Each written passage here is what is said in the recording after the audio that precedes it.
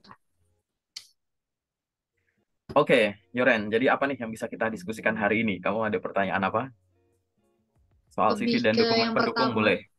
Apa tuh? ya, yang pertama tentang ini sih Pak, cover letter sama surat lamaran kerja. Karena Mm, dari aku sendiri awalnya mm, berpikiran bahwasanya cover letter sama surat lamaran kerja ini sama. Dan bedanya dengan di body email sendiri.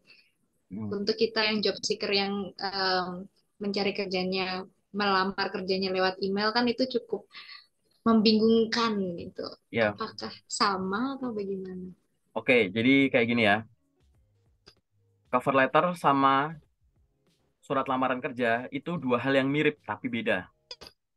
Oke. Nah, Ya.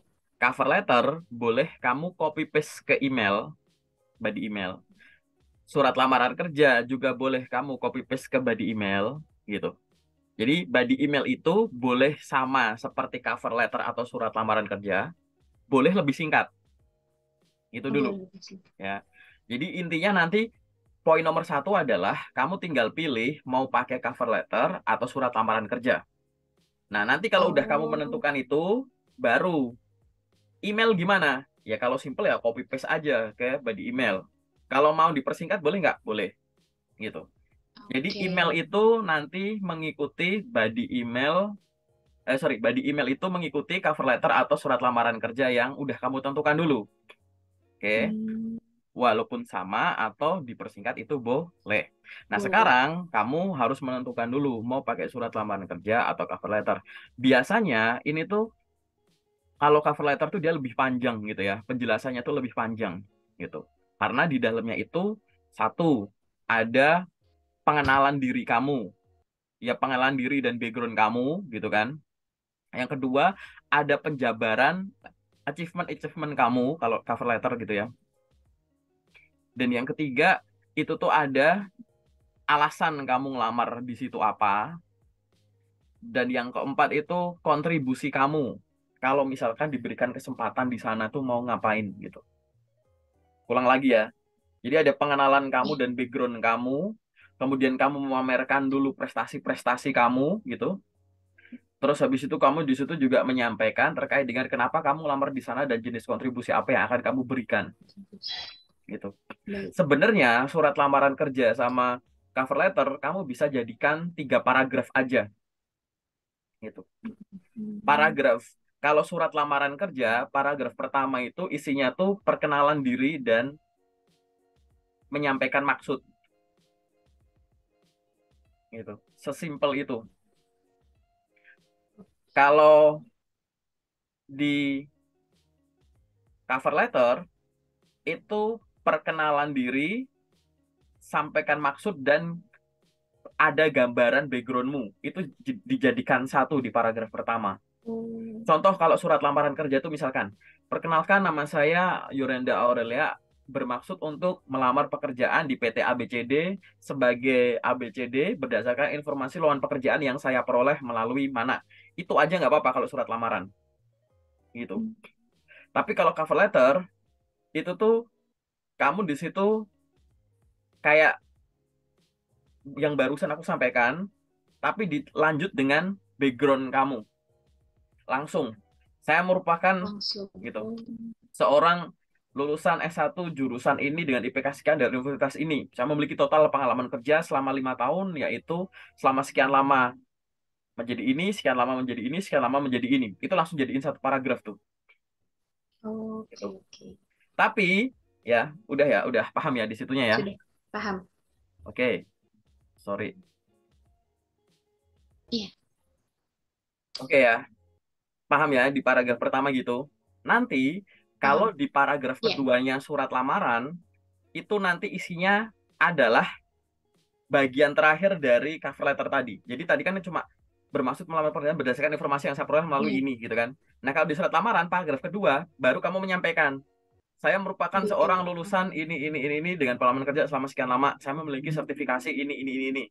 Saya juga itu aktif dalam organisasi dan kepanitiaan di antaranya ini. Saya memiliki prestasi ini. Sebagai bahan pertimbangan saya Hmm, lampirkan ini gitu. Itu ada di paragraf kedua surat lamaran gitu.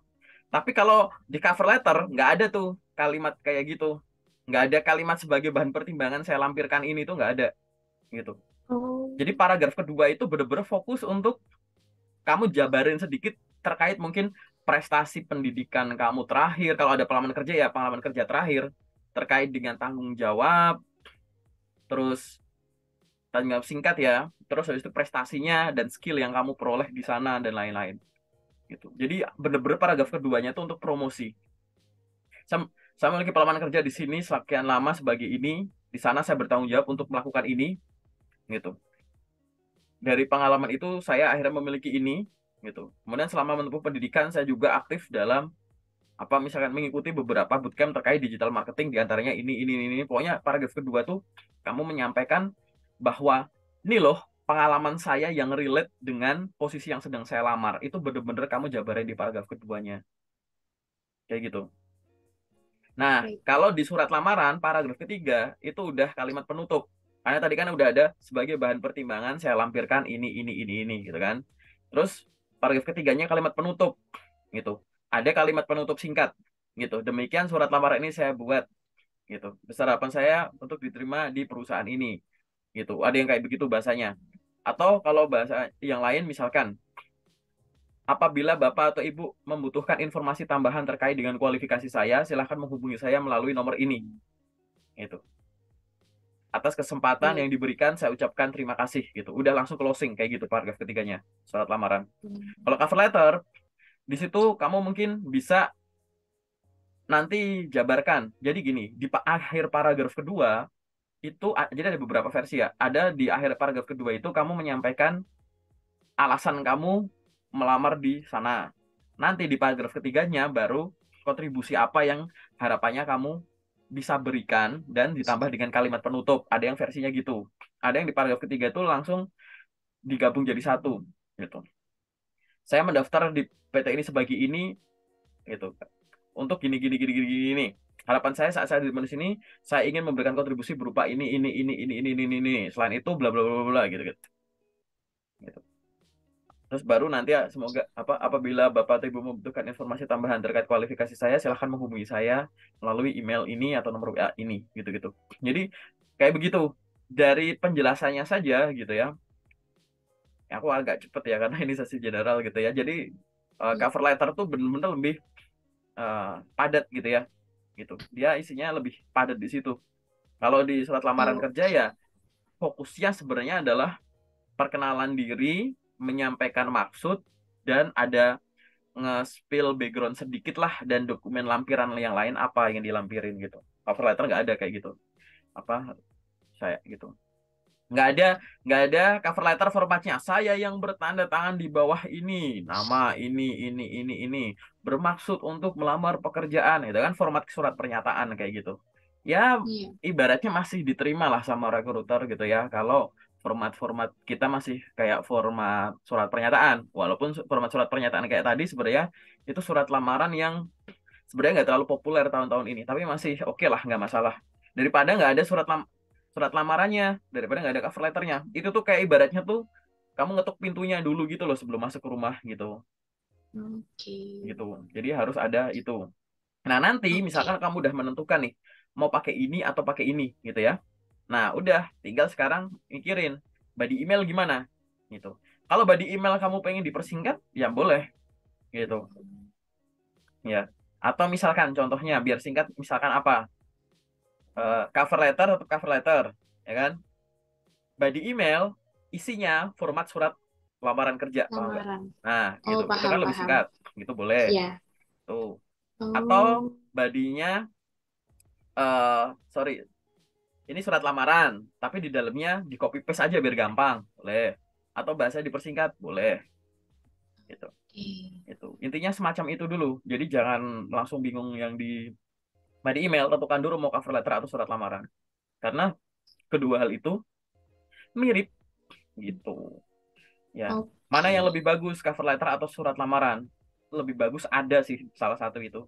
Nggak usah ngirim dua-duanya, gitu. Oke, Daripada nggak oke. ada, gitu kan. Email juga sama, Hmm, nggak ada body email, ya salah. Email kita ngelihatnya nggak cuma body email. Format-format yang diatur di email tersebut harus kita lihat. adakah aturan subjek, tujuannya kemana, CC, BCC gitu-gitu. Terus habis itu lampirannya, ukuran filenya, gitu-gitu. Tuh, itu sih. Itu ya jawabannya kayak gitu Oke. ya, Yuren ya. Semoga Iya. paham ya. Oke, ada lagi nggak pertanyaan yang lain? Nah ini Pak, tadi kan disuruh menentukan nih cover email, cover letter atau surat lamaran. Nah, untuk menentukan kita baiknya, misal kita mau melamar di perusahaan A pakai cover letter, perusahaan B pakai surat lamaran. Nah, itu apakah ada ketentuan sih, misal di BUMN harus cover letter, kemudian misal di perusahaan yang dinas-dinas harus surat lamaran gitu, atau ada ketentuan seperti itu atau enggak sih Pak sebenarnya? Jadi gini, sebenarnya gitu ya, kamu nanti eh, harus coba ini ya, coba gali lagi terkait dengan satu informasi yang memang tercantum di info lokernya. Kalau di Hmm. info lokernya memang nyebut ya, silahkan kirimkan cover letter, CV dan dokumen lain ya udah cover letter Oh, I gitu. see. Kalau ada silahkan kirimkan surat berkas lamaran lengkap gitu, atau silahkan kirimkan silahkan kirimkan lamaran CV dan dokumen lain ke gitu, surat lamaran boleh. Tapi kalau nggak nyebut gimana? Tulisannya cuma silahkan kirimkan CV dan dokumen lain gitu. Ya Iya. pilih aja gitu. Oh, Lebih ke situ sih. oh ya, Oke. siap. Tuh. Terima kasih, Ya, Pak.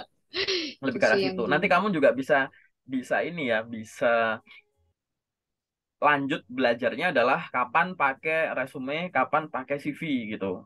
Sebenarnya sih Hmm, mix juga gitu. Misalkan kayak kalau CV biasanya untuk daftar beasiswa, daftar sekolah lagi, kalau resume biasanya untuk lamar kerja gitu. Tapi kalau di Indonesia udah mix gitu, udah mix gitu.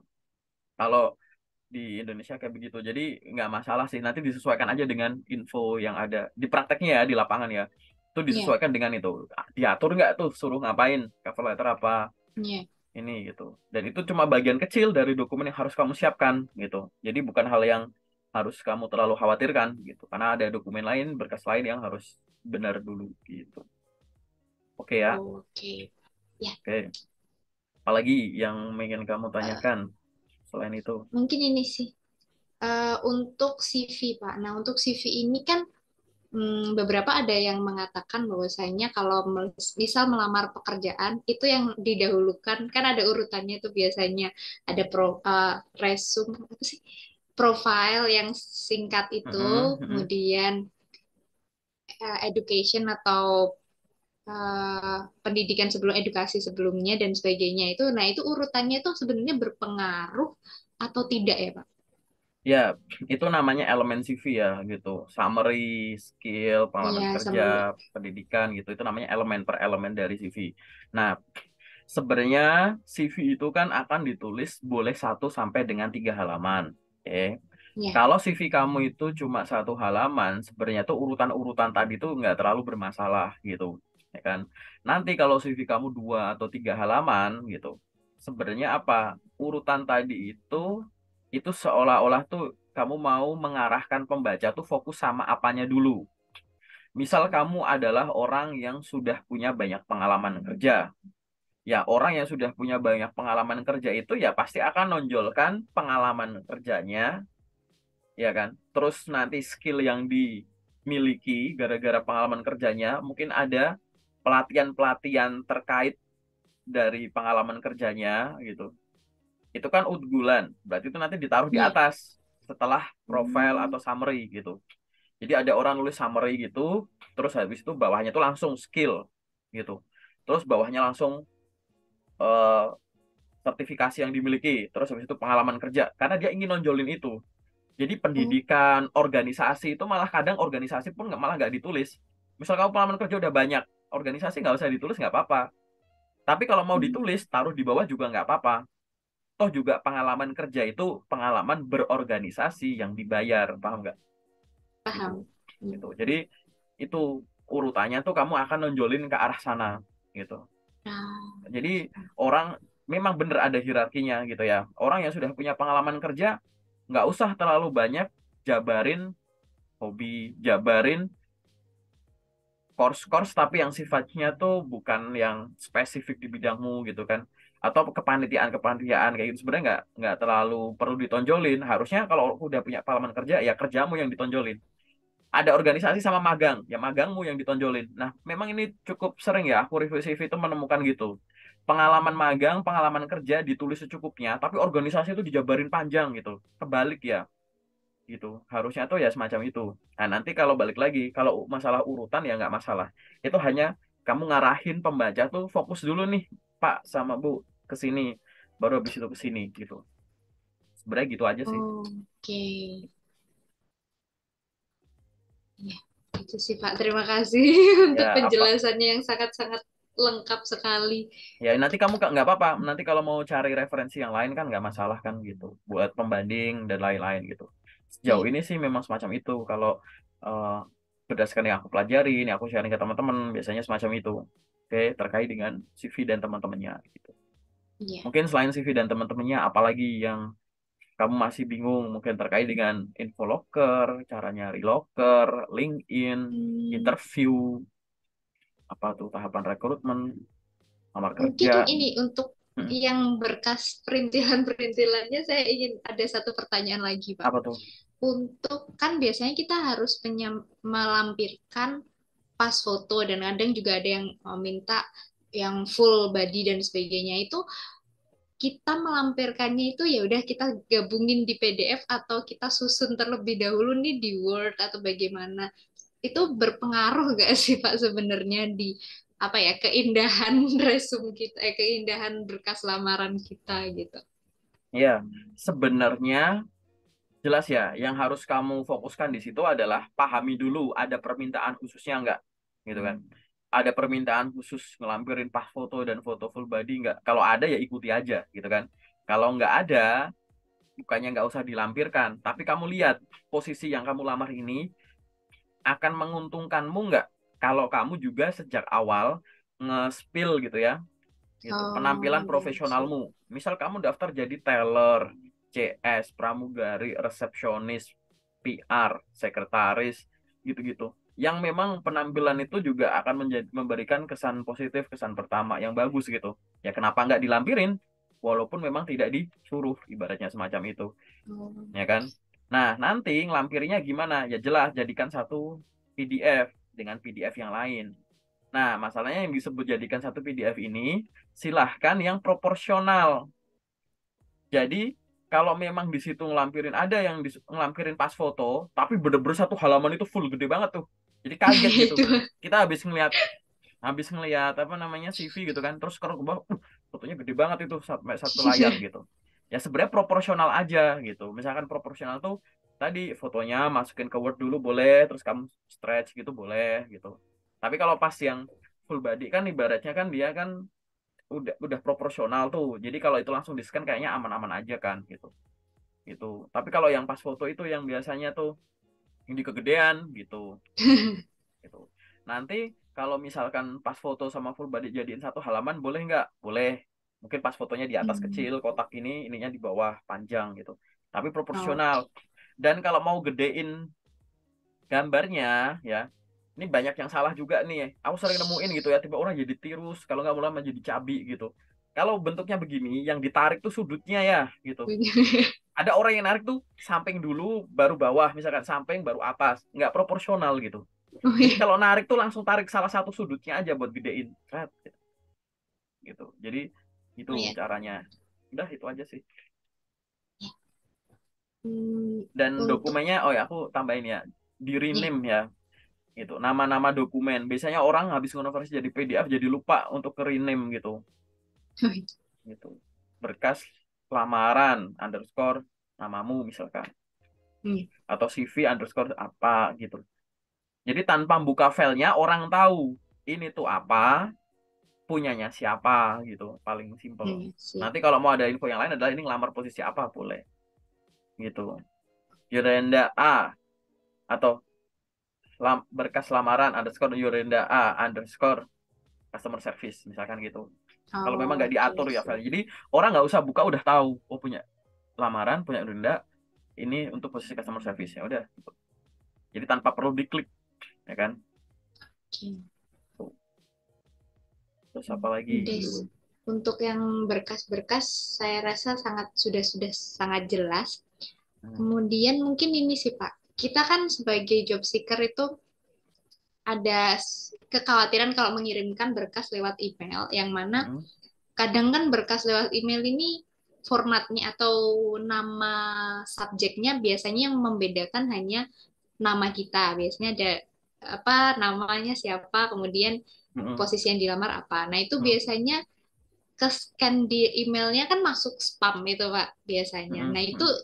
kekhawatiran salah satu kekhawatiran saya adalah apa mungkin ya email saya itu masuk spam. Nah, itu ada nggak sih Pak kayak tips trik untuk apa ya mengkonfirmasi atau bagaimana yang mana email kita ini beneran terbaca nggak ya gitu, atau itu Ya, hanya bohong walam. ya, aku sampaikan cara konfirmasi atau mengetahui email sudah terbaca atau belum dengan cara yang sopan dan cara yang nggak sopan. Aku jelasin dua-duanya ya. Siap. Cara yang sopan itu adalah pada saat kita selesai mengirimkan lamaran gitu, maka di situ kita bisa tuh cari rekruternya gitu ya. Misal di LinkedIn kamu DM atau kamu komen kalau misalkan nunggu DM nggak dikonfirm-confirm gitu kan. Beliaunya mungkin posting di LinkedIn Locker kan, di komennya kamu sampaikan. Selamat pagi Pak, perkenalkan nama saya ini, saya tertarik untuk melamar di posisi tersebut. Baru saja saya mengirimkan lamaran ke email tersebut. Semoga lamaran saya sudah diterima dengan baik ya Pak atau Bu gitu. Udah gitu aja gitu. Nanti kalau ada kalau bisa nge-DM chat kayak gitu di DM, kalau bisa lewat WA, WA kayak gitu. Ya. Itu adalah cara konfirmasi yang sopan untuk mengetahui apakah email kita sudah diterima dengan baik gitu. Yang kedua, dengan cara yang kurang sopan. Sebenarnya bukan kurang sopan sih, ini plus minus sih gitu. Karena ada yang nganggap biasa aja, ada yang nganggap ini tuh nggak sopan. Jadi, tapi tetap aku jelasin gitu. Jadi ada ya di browser itu plugin. Jadi untuk mengetahui email tracker gitu. Jadi ada email tracker. Jadi kalau email kita diterima sama beliaunya itu ada notice di kita. Email itu dibuka, itu ada notisnya di kita gitu. Ya, ini sekedar tahu aja sih gitu. Gitu. Karena dari pihak penerima dia juga bisa menginstal email tracker blocker gitu. Paham kan gitu. Jadi Oh, biar nggak dikepoin gitu. Ada yang bisa tahu sampai tahap situ. Cuman menurutku ini kayak penting nggak penting sih gitu. Tapi kenapa kok aku tetap sampaikan? Ya biar kamu tahu ada hal yang semacam itu. Jadi email diterima, hmm. kamu juga ada notisnya misal centang satu gitu ya. Kalau diterima dan udah dibuka centang dua kayak WA gitu lah. Tapi install plugin Oh, tertentu di browsermu. Itu ada gitu. oh, Hal macam itu. Dan menurutku itu nggak terlalu penting sih gitu. Ya kan? Daripada kamu install sesuatu yang kamu nggak menguasai gitu kan. iya Toh juga benar. ada orangnya yang bisa kamu ajak ngomong langsung. Ngapain kamu kayak sembunyi-sembunyi Iya. ngepoin gitu. Nanti malah overthinking sendiri tuh. Lah, ini udah dibuka, tapi kok nggak ada respon balik ya? Ah, udah gitu-gitu nanti. Ini tanya langsung sama Iya orangnya benar. kan, gitu. Iya, iya, Gitu ya. benar. Sekedar tahu Iya, aja. Oke, siap. Terima ada hal kasih lain nggak Pak. yang kamu masih mau nanya? Atau kamu sejauh Hmm, ini lah, rekrutmen sejauh ini kamu lamar-lamar paling jauh sampai tahap apa? interview sih Pak. Sebenarnya Interview. saya sudah bekerja saat ini. Oke. Tapi saya kan background pendidikan saya kebidanan. Tapi saya tuh memiliki besar ketertarikan di bidang public speaking. Mm-mm. Jadi Kelihatan saya sih. Ya, bagus. Terus, jadi saya sempat melamar pekerjaan di bidang public speaking tersebut di misalkan apa ya namanya di radio broadcast dan sebagainya seperti itu. Nah, cocok-cocok sih. Cocok, cocok, cocok. tapi sampai detik ini karena mungkin background pendidikan saya yang berbeda atau bagaimana, saya kurang bisa nih Pak menonjolkan bagian public speaking saya ke CV saya sehingga belum ada yang nyantol sampai sekarang untuk ke Ya, bidang tersebut aku gitu. kasih tips ya, aku kasih tips gini. Yang harus kamu lakukan adalah membuat portofolio pribadi. Cara membuat portofolio pribadimu adalah dengan eksis di sosmedmu, gitu.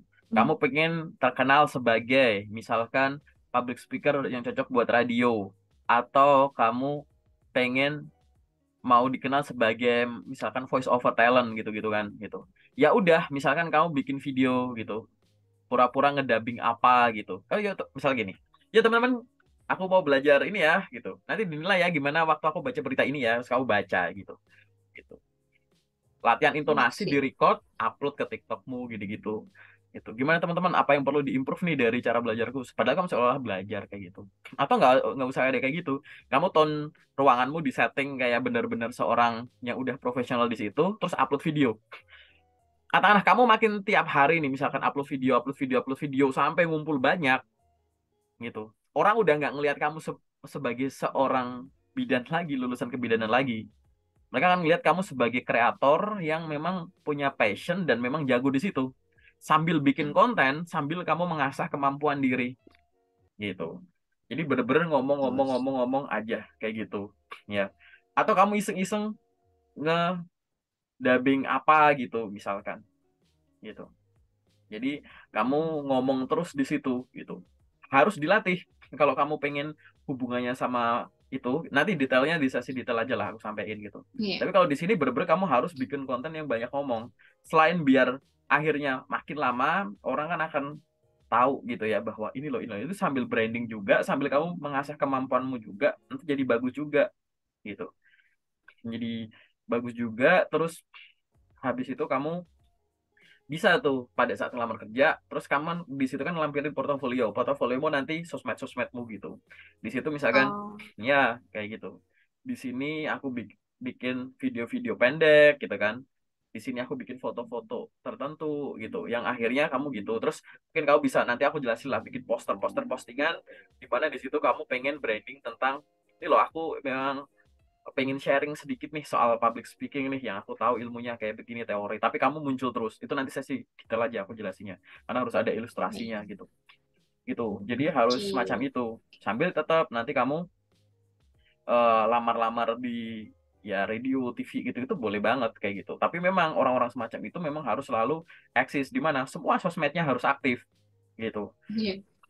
LinkedIn tiap bikin satu konten yang langsung diupload ke LinkedIn, YouTube, TikTok, Facebook, Instagram itu boleh gitu. Dan dia Oh. ngomong terus gitu. Banyak orang tuh misalkan di LinkedIn, mereka nyari kerja terus perkenalan diri ini kan ditulis gitu ya. Iya. Ditulis kayak perkenalan nama saya ini gini. Kenapa kamu nggak bikin video pendek? Kamu ngelakuin itu jarang ada orang kayak gitu di LinkedIn. Pasti bagus. Hmm. Ngomong aja gitu 1 menit.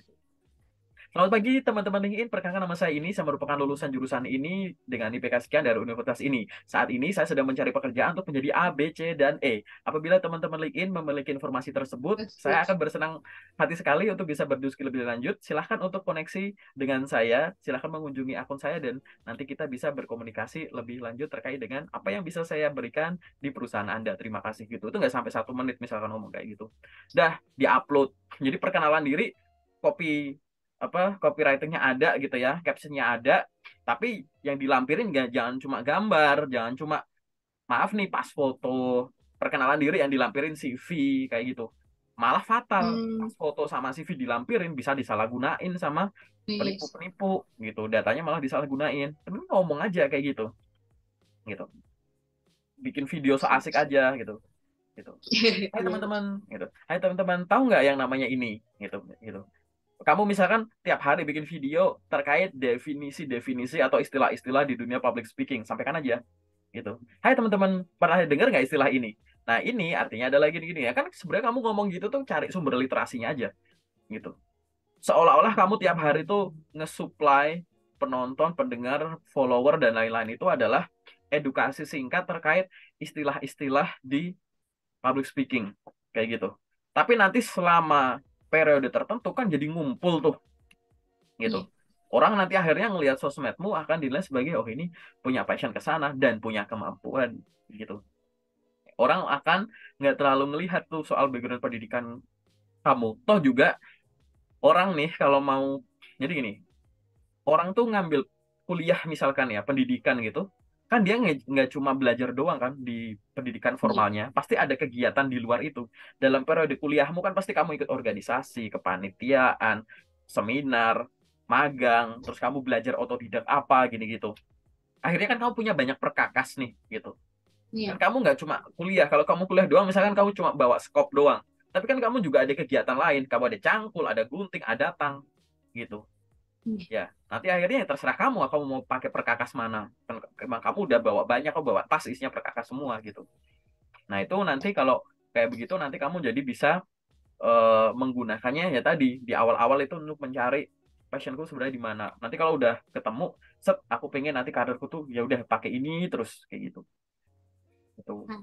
Jadi brandingnya gitu. Siap-siap. Jadi untuk melupakan, misalkan nih, contoh aku jurusan satu lagi, aku kasih contoh, aku jurusan pendidikan bahasa Inggris gitu. Tapi orang-orang tuh Hmm. dengar pendidikan bahasa Inggris tuh selalu mikir aku jadi guru mulu, jadi dosen Guru. mulu gitu. Ya sudah, bikin konten, kan pendidikan bahasa Inggris enak, kamu bisa milih. Kamu pengen fokus dinilai sebagai seorang pendidik atau jago bahasa Inggris. Kalau ke pendidik mau kamu tenggelamin, ya udah bikin konten bahasa Inggris terus gitu. Jadi orang nanti akan lihat kamu bukan sekedar, oh dia cocok buat jadi guru. No, bahasa Inggrismu tuh cocok untuk semua bidang. Jadi translator lah, jadi sekret lah, jadi bagian administrasi ekspor impor dan lain-lain gitu-gitu. Misalkan yang butuh-butuh bahasa Inggris gitu. Gitu. Jadi tonjolin aja gitu. Gak ada masalah soal Oh. macam itu. Yang jelas buat orang percaya itu adalah dengan cara branding. Nah, branding paling gampang bikin portofolio di sosial media. Nanti akhirnya jadi portofolio yang dilampiri untuk lamar kerja. Jadi nanti Hmm. dokumen lamaran kerjamu tuh nggak cuma lamaran CV, ijazah, transkrip, sertifikat. Mungkin bisa dikombinasi dengan portofolio. Jadi lamaran CV, portofolio gitu, malah lebih strong gitu. Nanti kamu belajar lagi dulu terkait dengan portofolio tuh kayak gimana sih isinya gitu. Terus desainnya milih yang kayak gimana gitu. Oke ya, Oke. Iren ya gitu. Ya, Oke. siap. Ada Terima lagi nggak? kasih banyak, Pak. Ya, ada lagi nggak pertanyaan sifatnya umum? Mungkin mungkin belum sih, Pak. Belum ya? Kayaknya sudah Ya. cukup terjawab ya. Oke, kalau udah nggak ada, kita masuk ke sesi yang detail ya. Ah, Oke, siap. nanti kalau ada pertanyaan kita sambil jalan lah. Oke? Iya, Pak.